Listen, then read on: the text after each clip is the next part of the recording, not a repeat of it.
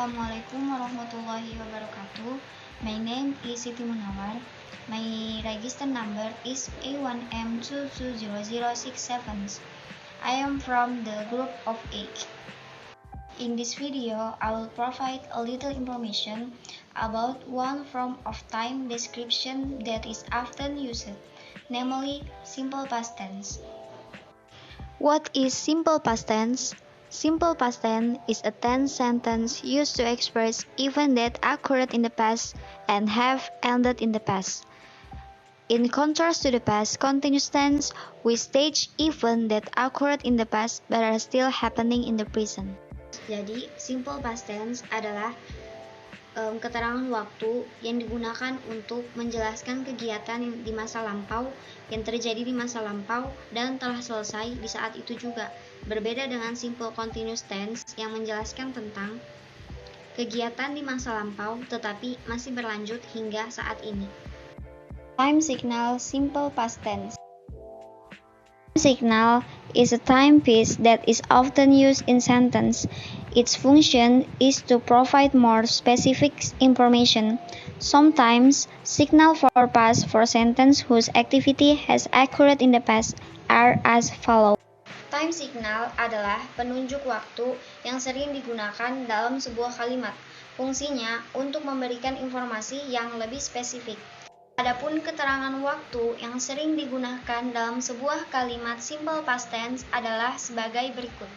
Often, yesterday, just now, an hour ago, a few days ago, a week ago, last week, last year, last month, last Friday. Jadi, gambar tersebut merupakan contoh penunjuk waktu yang sering digunakan dalam simple past tense. Simple past tense sendiri dibagi menjadi dua, yaitu verbal dan nominal. Verba. Verba is a sentence that describes an activity being carried out. In other words, a verb sentence is a sentence that describes a verb. Nomina is a sentence that describes an identity or a certain condition. For example, explaining a person's name, nature, condition, location of a person, or the like. Kalimat simple past tense terbagi menjadi dua, yaitu verbal dan nominal. Verba adalah sebuah kalimat yang menjelaskan tentang suatu aktivitas atau kegiatan, sedangkan nomina menjelaskan tentang identitas atau suatu kondisi seseorang. This picture is a formula about verbal simple past tense. Positif, subject plus verb to plus object. Negatif, subject plus did plus not plus verb 1. Interrogative, did plus subject plus verb 1. In this picture, it's explained about the use verb 1, verb 2, and verb 3. Verb 1, to explain about daily activity. Jadi di verb 1 itu kebanyakan tentang menjelaskan tentang kehidupan sehari-hari. Verb 2, the ones used for the present time are in simple past form. Di verb 2 biasanya lebih sering digunakan di simple past tense. Verb 3 usually used in another tense. Jadi verb 3 biasanya digunakan di tense dalam bentuk tenses lainnya. Formula verbal afirmatif. I, you, we, they, she, he, it plus verb 2. Example, I studied English last night.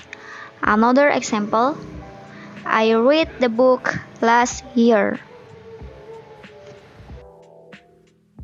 Verbal negatif. Subject, I, you, they, we, she, he, it plus did not plus verb 1.